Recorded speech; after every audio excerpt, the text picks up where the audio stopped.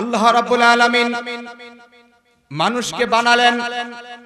মানুষকে বানানোর পরে আল্লাহ রাব্বুল আলামিন এই মানুষের মধ্যে এত পাওয়ার দিয়ে দিয়েছেন যে পাওয়ার অন্য কোনো প্রাণীর ভিতরে দেয় নাই। আল্লাহ রাব্বুল আলামিন মানুষকে দুনিয়ার জমিনের ভিতরে বানালেন, এই এত সুন্দর পাওয়ার দিলেন যে মানুষগুলা দুনিয়ার জমিনে বসে থাকতে পারে, কিন্তু ওই মানুষগুলা আল্লাহ রাব্বুল আলামিন আরশের সাথে ডাইরেক্ট সম্পর্ক রাখতে পারে। মুসলমান ভাইরা রে আমার, আল্লাহ রাব্বুল আলামিন গোটা মানুষের ভিতরে দুইটা সুন্দর ভাগে ভাগ করে দিয়েছেন, একটা হলো নারী জাতি আর একটা হলো পুরুষ জাতি। আল্লাহ রাব্বুল আলামিন এই কোরআনে কারীমের ভিতরে নাজিল করে আয়াত নাজিল করে আমাদেরকে জানাইলেন, শুনো, জিনসে যেমন দুইটা জিনস রয়েছে, এক জিনস যেমন পুরুষ জাতি রয়েছে, অন্য জিনস যেমন মহিলা জাতি রয়েছে। আল্লাহ রাব্বুল আলামিন পুরুষ এবং নারী জাতির জন্য আলাদা আলাদা ডিপার্টমেন্ট রেখে দিয়েছেন। পুরুষ জাতি যেই ডিপার্টমেন্টে থাকবে, নারী জাতি সেই ডিপার্টমেন্টে থাকতেও পারে, নাও থাকতে পারে। কিন্তু আমরা সকলেই তো পুরুষের আলোচনা করি, কিন্তু নারীর আলোচনা কয়জনে করি?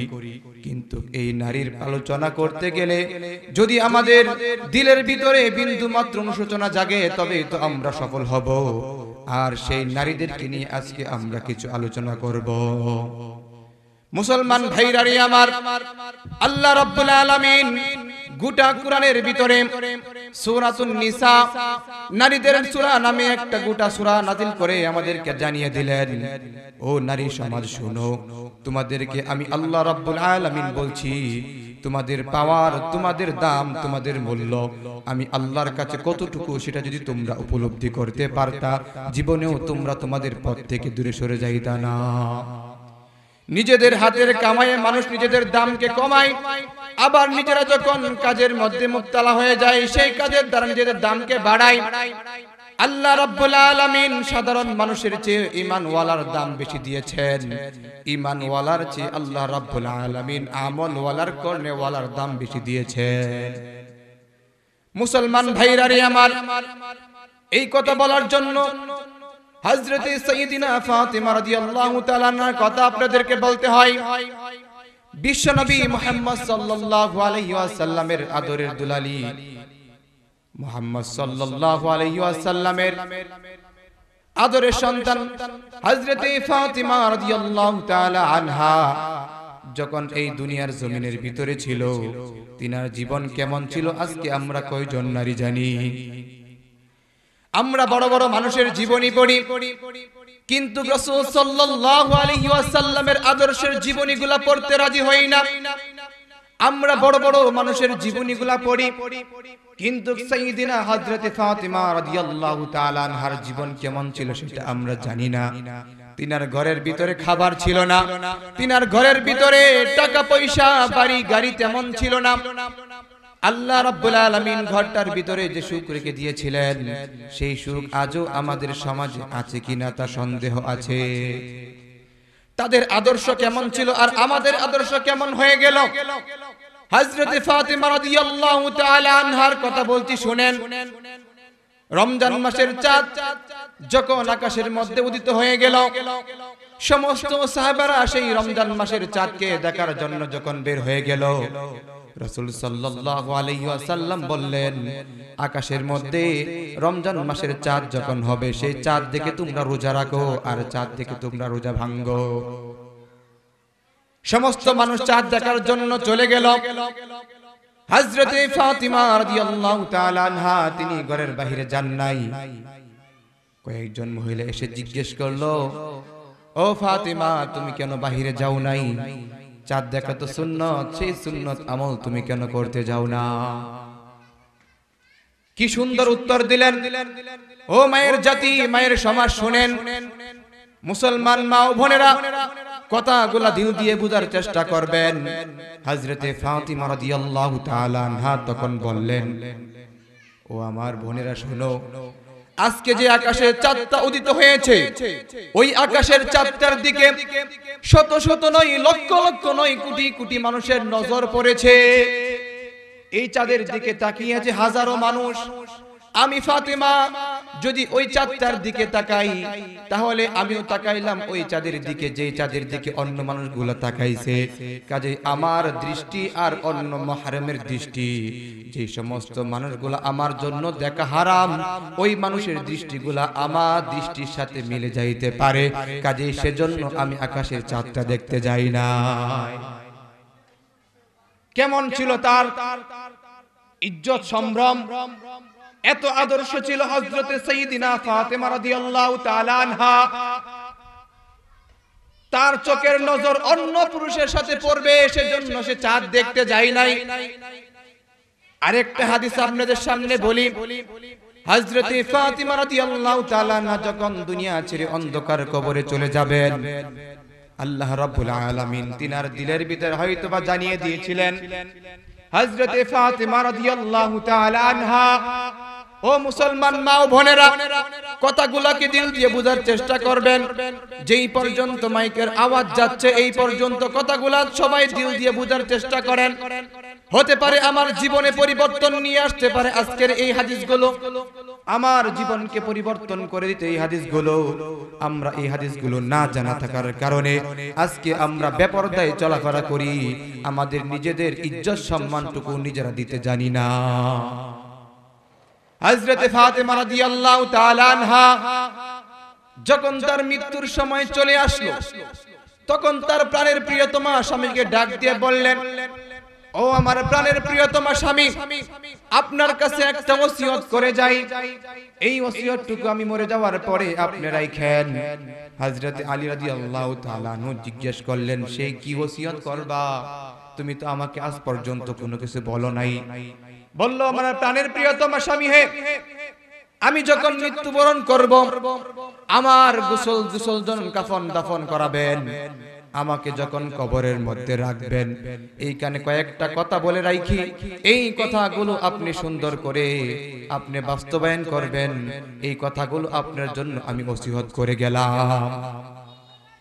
হযরত সাইয়্যিদিনা ফাতেমা রাদিয়াল্লাহু তাআলা আনহা হযরত আলী রাদিয়াল্লাহু তাআলা আনহুকে ডাক দিয়ে বললেন, ওগো আমার প্রাণের প্রিয়তমা স্বামী, আমি যখন ইন্তেকাল করব, আমার লাশটাকে যেন কেউ গোসল না করাই, আমি আগে থেকেই নিজেই গোসল করে নিলাম। আল্লাহ রাব্বুল আলামিনের কাছে আমি নিজেই গোসল করে প্রস্তুত হয়ে গেলাম। হযরতে ফাতেমা রাদিয়াল্লাহু তাআলা আনহা মৃত্যুর জন্য প্রস্তুত হয়ে গেলেন, নিজেই নিজের গোসল করে নিলেন। হযরতে ফাতেমা রাদিয়াল্লাহু তাআলা আনহার ইন্তেকাল হয়ে গেল। এবার তিনার ওসিয়ত অনুযায়ী জানাজার নামাজ কে পড়বে, কারা পড়বে? বললেন, আপনি হে স্বামী হে, যেই সমস্ত মুহরিম মানুষগুলা আমার চোখের সামনে আমার সামনে আসা জায়েজ ছিল, যাদের সামনে আমার পর্দা করতে হতো না, সেই মানুষগুলা ছাড়া আমার সামনে যেন কেউ না আসে। হযরতে ফাতেমা রাদিয়াল্লাহু তাআলা আনহা রাসূল সাল্লাল্লাহু আলাইহি ওয়াসাল্লামের সঙ্গে কাতর হয়েছিলেন। হাদিসের মধ্যে এসেছে, হযরতে ফাতেমা রাদিয়াল্লাহু তাআলা আনহা রাসূল আকরাম সাল্লাল্লাহু আলাইহি ওয়াসাল্লামের ইন্তেকালের পরে তিনার মুখে আর কোনোদিন হাসি ফুটে নাই। এই এক অবস্থায় তিনার ইন্তেকাল হয়ে গেল। তিনি বললেন, আমাকে যখন কবরে রাখবেন, আমার কবরে রাখার সময় কোনো মানুষকে সামনে রাখেন না। স্বামী হে কেন? মানুষ তখন বলতে পারবে আমার বডির স্ট্রাকচারটা এমন ছিল, আমার দেহের আকৃতিটা এমন ছিল। যদি কোনো মানুষ ধারণা করতে পারে আমার দেহের আকৃতিটা এতটুকু মোটা ছিল, এতটুকু লম্বা ছিল, তাহলে নিশ্চয়ই আমার পর্দার বরখলাফ হয়ে যাইতে পারে। সাইয়্যিদিনা হযরতে ফাতেমা রাদিয়াল্লাহু তাআলা আনহা নিজে মৃত্যুবরণ করলেন। ও মুসলমান ভাইরারি আমার, একজন মানুষ মৃত্যুবরণ করলে তার কোনো শরীয়তের বিধান থাকে না।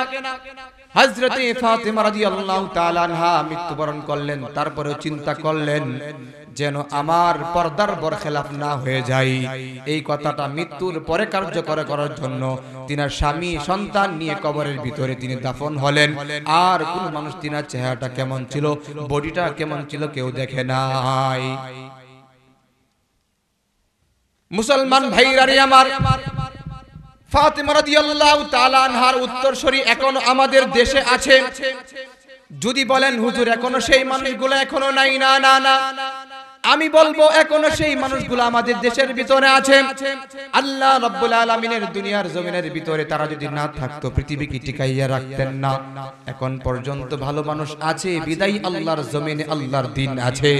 যখন আল্লাহর জমিনে আল্লাহ ওয়ালা ডাকনে ওয়ালা মানুষ থাকবে না, তখন আল্লাহর জমিনে আল্লাহর দিন থাকবে না। গত কিছুদিন আগেও তো একটা রিপোর্ট দেখলাম, ফিলিস্তিনে আমার এক বোন যখন সে বিছানার মধ্যে ঘুমাইতে গেল, তার বাবা এবং তার স্বামীকে উপদেশ দিয়ে গেল, বাবা হে, ও আমার প্রাণের প্রিয়তমা স্বামী, আমি যখন ঘরের ভিতরে ঘুমাইতে যাই, জানি না কখন সেই মাজলুমদের বোমার আঘাতে আমার মৃত্যু হয়ে যায়।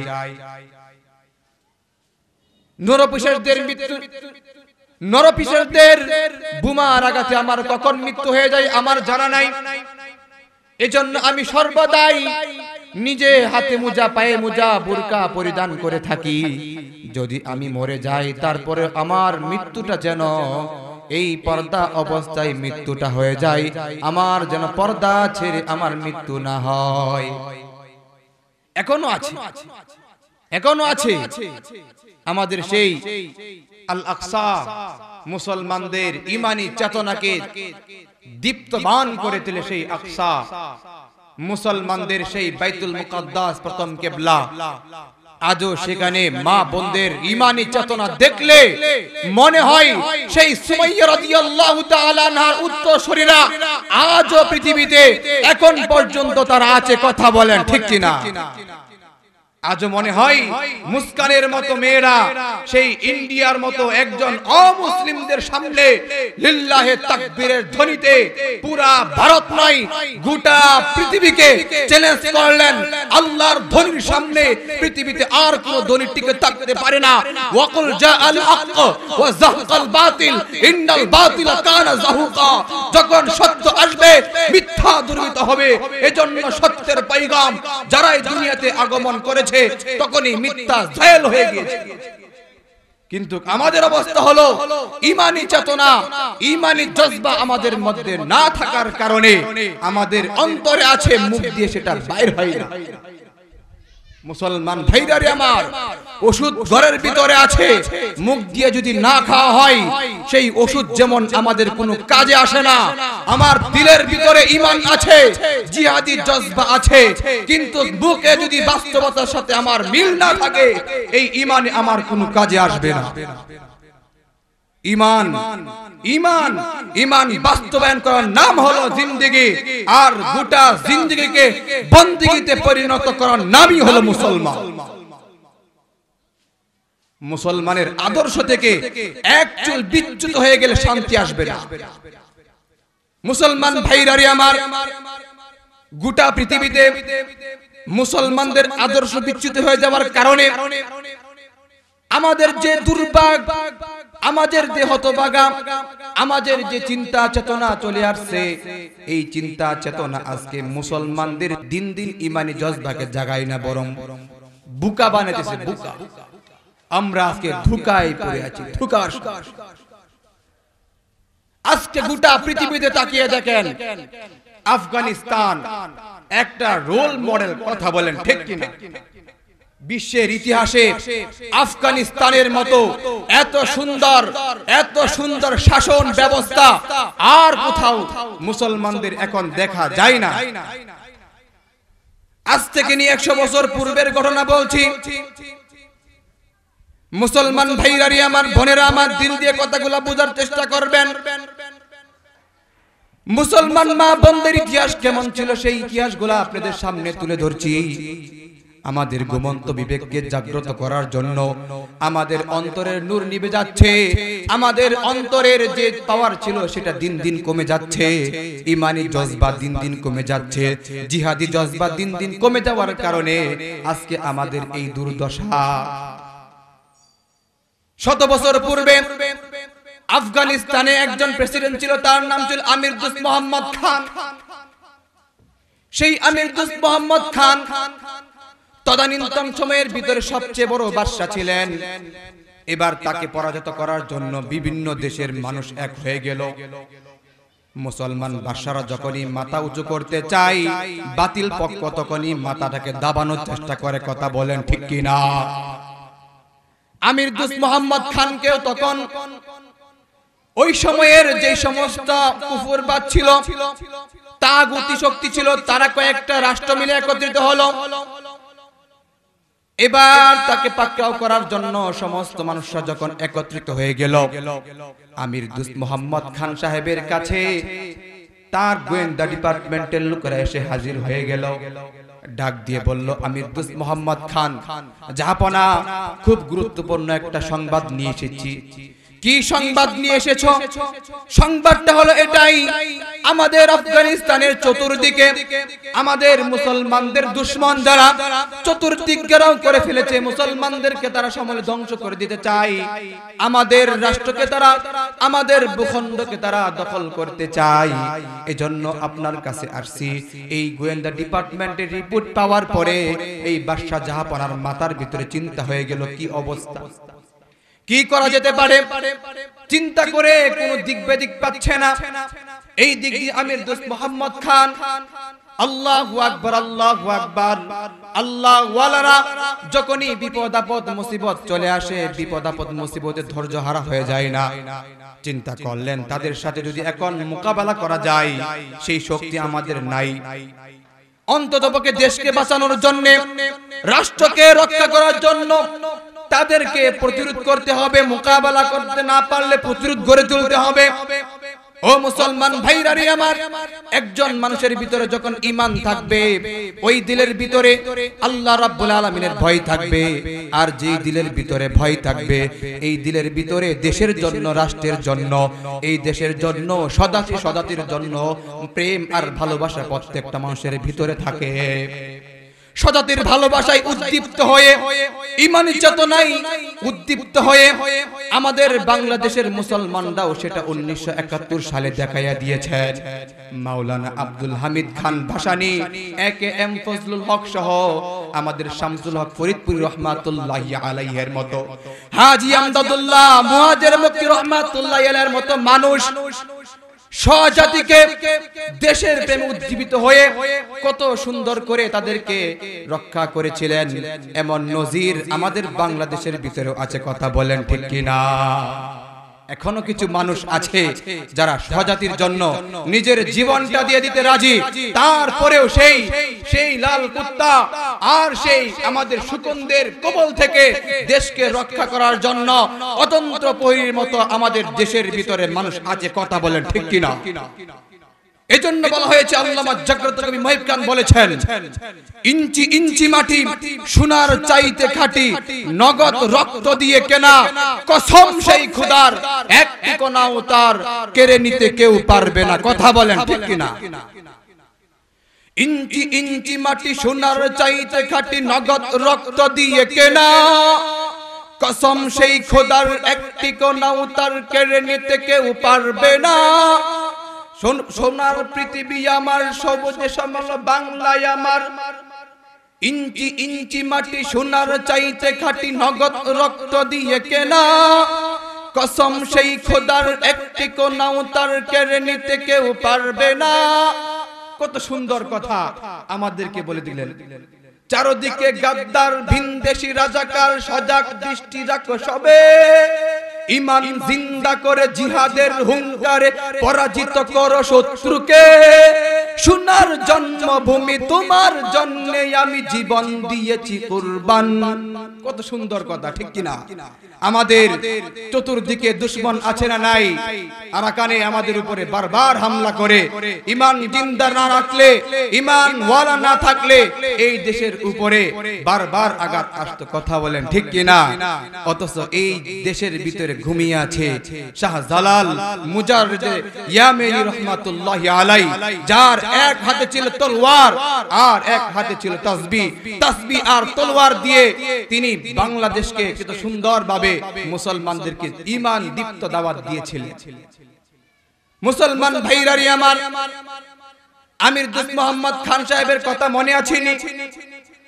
আমির দুস্ত মোহাম্মদ খান সাহেব চিন্তায় পড়ে গেলেন, দেশকে রক্ষা করতে হবে, স্বজাতিকে বাঁচাতে হবে, কেমনে বাঁচানো হবে।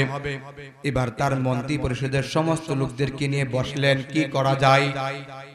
এক পর্যায়ে চিন্তা ভাবনা করলো, এই যুদ্ধের ভিতরে যদি আমাদের পরাজয় লাভ হয়ে যায়, যদি আমরা পরাজয় বরণ করে নেই, তাহলে নির্ঘাত আমাদের দেশ চলে যাবে। শুধু দেশ চলে যাবে তা না, এই দেশ মুসলমানদের হাত থেকে চলে যাবে। আল্লাহর জমিনে আল্লাহর দিন তখন আর থাকবে না। আমির দোস্ত মোহাম্মদ খান সাহেব চিন্তা করলেন, এই যুদ্ধের ভিতরে এমন একজন লোকের হাতে যুদ্ধের চিফ কমান্ডারিত্ব দেওয়া লাগবে, যেই ব্যক্তির হাতে ইমানের চেতনা যখন থাকবে দিলের ভিতরে, হাতে থাকবে সেই লা ইলাহা ইল্লাল্লাহ পতাকা, মুখের ভিতরে থাকবে আল্লাহর কথা, দিলের ভিতরে আল্লাহর জবানে থাকবে আল্লাহ। এমন একজন ব্যক্তিকে দিতে হবে, যেই ব্যক্তি মৃত্যুবরণ করবে।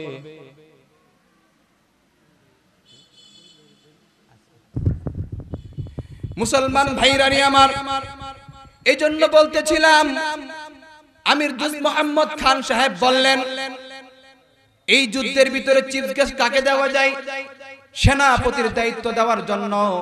এবার চিন্তা ফিকির করে দেখলেন কাউকেই খুঁজে পান না। এবার বললেন আমার ছেলের হাতে দেই, কারণ যেহেতু আগামী দিনে সেই রাজত্বের মালিক হবে, এজন্য তার ছেলেকে নিয়ে ডাকা আসা হলো। ছেলেও তার বাবা যেমন বাপকা বেটা সিপাহী কা গোরা কুচি নেই তো থুরা তোরা। বললেন ঠিক আছে বাবা। দীর্ঘ সময় পর্যন্ত তাকে সুন্দর করে হেদায়েতি কথা বললেন। এবার যুদ্ধের রণাঙ্গনে চলে গেলেন। যুদ্ধ করতে করতে দীর্ঘ সময় পর্যন্ত চলতেছে। মুসলমান ভাইরারি আমার কথাগুলো সংক্ষিপ্ত করছি, বিস্তারিত ঘটনা এই দিকে যাচ্ছি না। দীর্ঘ সময় পরে গোয়েন্দা ডিপার্টমেন্টের লোক এসে বলল, আমির দোস্ত মোহাম্মদ খান সাহেব খুব বেগতিক অবস্থা হয়ে গেল। কি হয়ে গেল? যুদ্ধের ময়দানে রণাঙ্গন থেকে পলায়ন করে এমন একজন ছেলে আপনি বানাইছেন যে ফিরে আসছে। আমির দোস্ত মোহাম্মদ খান সাহেব চিন্তায় পড়ে গেলেন। যুদ্ধের ময়দান থেকে কোন বীর পুরুষ পালাইয়া আসে না, মৃত্যুবরণ করে শহীদ হয়ে যায়। আমার ছেলে এত বড় কাপুরুষ যুদ্ধের ময়দান থেকে চলে আসতেছে পালিয়ে। এই বলে তিনার মেজাজ গরম হয়ে গেল, চড়াও হয়ে গেল। আজকে যুদ্ধের ময়দানে মরে যাইতো তার কোনো আপত্তি ছিল না। ঘরের ভিতরে দৌড়ে গেলেন, তার স্ত্রীকে ডাক দিয়ে বললেন, ওগো আমার বেগম শোনো। এই কথা বলার পরে পরে তার স্ত্রী তার চোখের দিকে তাকিয়ে দেখে তার চোখগুলা রক্ত বর্ণ হয়ে গিয়েছে। ডাক দিয়ে বললেন, কি গো প্রাণের প্রিয়তমা স্বামী, আপনার চোখগুলো এত কেন গরম হয়ে গেল, মেজাজটা এত চড়া কেন? এই সবগুলোর জন্য তুমি দায়ী। তোমার কারণে আজকে আমার এই দুর্দশা হলো। তো কি হলো স্বামীকে বলেন। বলল, কেমন সন্তান জন্মগ্রহণ করেছো, যে সন্তান যুদ্ধের ময়দান থেকে পলায়ন করে আসছে। এই কথা বলার সাথে সাথে এই মহিলা ডাক দিয়ে বলল, অসম্ভব কথা, জীবনেও এটা হতে পারে না। আমার কাছে যদি আল্লাহর ফেরেশতা এসে বলে আমার সন্তান যুদ্ধে থেকে পলায়ন করে এসেছে, এই কথা আমি কোনোদিন বিশ্বাস করতে পারবো না। যদি ফেরেশতা আসে তারপরে আমি বিশ্বাস করব না।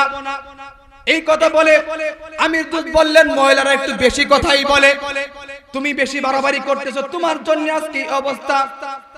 এক পর্যায়ে মুসলমান ভাইরারে আমার, আমির দোস্ত মোহাম্মদ খান সাহেব চলে গেলেন। কিছুদিন পর দেখলেন দূর থেকে শোনা যায় বিজয়ের আওয়াজ। কে যেন বিজয় বেশে পতাকাগুলা উড্ডীন করে আসতেছে। জাহাপনা মনে মনে ভাবতেছে, নিশ্চয়ই আমার সেই শত্রু দলের লোক হবে, যে আমাকে হত্যা করার জন্য আসতেছে, আমার গদি আমার সিংহাসন দখল করার জন্য। আস্তে আস্তে করে তাকানোর পরে দেখে যে না, যে সিংহাসনের সামনে সুন্দর পতাকা নিয়ে আসতেছে, এই তো মনে হয় আমার ছেলে সামনে পতাকা নিয়ে আল্লাহু আকবারের ধ্বনি দিয়ে, বিজয়ের ধ্বনি দিয়ে, বিজয়ের বেশে আমার ছেলে আসতেছে। এবার নিজেই নিজেকে চিনতে পারতেছে না, বলতেছে আমার চোখ কি ভুল করতেছে, নাকি আমি নিজে নিজেই ভুলের ভিতরে মুক্তালা আছি। এক পর্যায়ে আমির দোস্ত মোহাম্মদ খান সাহেব ডাক দিয়ে বললেন, মনে হয় আমি সেই নিজের ধান্দার মধ্যে পড়ে আছি। আর একটু আস্তে করে সামনে যখন গেলেন, দেখতে পারলেন না না না, তিনি যে ধান্দার ভিতরে নয়, বরং তিনি সত্যিকারের ধ্যানের ভিতরে আছেন। যা দেখতেছেন বাস্তব দেখতেছেন। তার আমির দুস খান সাহেব অবাক হয়ে গেলেন, কি করবে বুঝে পাচ্ছে না। মুসলমান ভাইরারি আমার, সামনে যাইয়া নিজের ছেলের সাথে আলিঙ্গন করলেন, মুআনাকা করলেন। মুসলমান ভাইরারি আমার, এক পর্যায়ে আমির দুস মোহাম্মদ খান সাহেব নিজের স্ত্রীর কাছে যাইয়া বললেন, ঘটনা সংক্ষেপ করছি। এবার যাইয়া বললেন, প্রিয়তমা স্ত্রী হে, কি ব্যাপার বলো তো, তুমি এত সুন্দর কনফিডেন্সের সাথে কিভাবে বলেছিলা, তুমি কেমনে বলেছিলা আমার ছেলে যুদ্ধের ময়দান থেকে পলায়ন করে নাই? যদি বলতেন যুদ্ধের ময়দানে মরে গিয়েছি বিশ্বাস করতাম। কোন সেই গুণে বলেছিলা, কোন সেই যোগ্যতা তুমি অর্জন করেছো? তুমি সেই ঘরের ভিতরে বসে কখন আল্লাহ ওয়ালা হয়ে গেলা? কোন সেই পাওয়ারের কারণে তুমি এই রাজপ্রাসাদের ভিতরে বসে তুমি আল্লাহ ওয়ালা হয়ে গেলা? ও আমার প্রাণের প্রিয়তমা স্বামী হে, সেই গুণগুলো আমাকে বলো হে। এবার সুন্দর করে যখন বললেন, আমার কোন গুণের কথা বলি নাই। মুসলমান ভাইরা রে আমার, আমার সন্তান যখন দুনিয়ার জমিনের ভিতরে আসবে, আমার পেটের ভিতরে যখন আসছিল, তখন থেকেই আমি দুনিয়াবির কোন মানুষ আমাকে দেখে নাই, দুনিয়াবির কোন মানুষের স্পর্শ আমাকে করবে দূর কথা, তাদের আওয়াজও আমার কানে আসে নাই।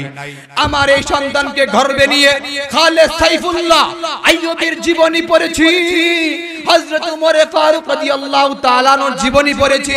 আমার এই সন্তানকে গর্ভে নেওয়ার পরে আমি আমার জীবনটাকে সুন্দর করে আমার ছেলে যেন বীর সাহসী সিপাহ সালার হতে পারে, আমার সন্তানকে গর্ভে নিয়ে কালামুল্লাহর তেলাওয়াত করেছি।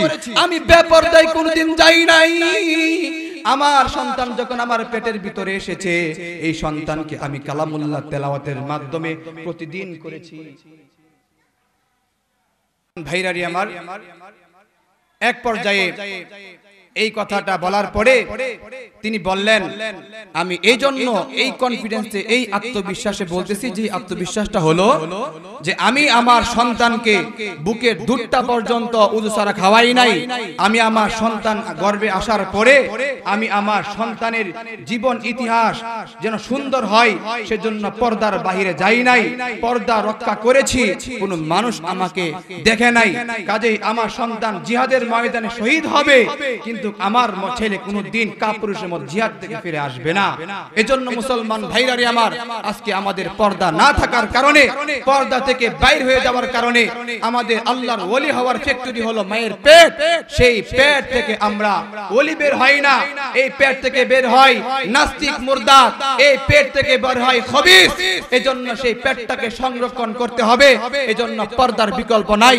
আমরা যদি পর্দা করতে পারি, আমাদের অন্তরে নূর আসবে, আমাদের অন্তর হেদায়েত আসবে, সেই হেদায়েত আমার সন্তান পাবে। আমার সন্তান তখন যুদ্ধশ্রেষ্ঠ খালেদ সাইফুল্লাহ আইয়ুবী হবে। আমার সন্তান তখন ইমাম মাহদির আদর্শের সৈনিক হবে। আমার সন্তান তখন আল আকসা রক্ষা করার জন্য সে যুদ্ধের ময়দানে ঝাঁপিয়ে পড়বে। অন্যথায় আমার সন্তান দাজ্জালের শক্তি হবে। কথা বলেন ঠিক কিনা?